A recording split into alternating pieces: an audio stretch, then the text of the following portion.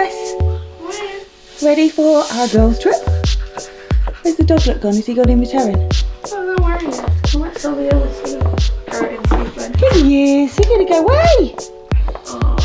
Oh dear. Cool. Are you nearly ready to go? Yeah. Cool.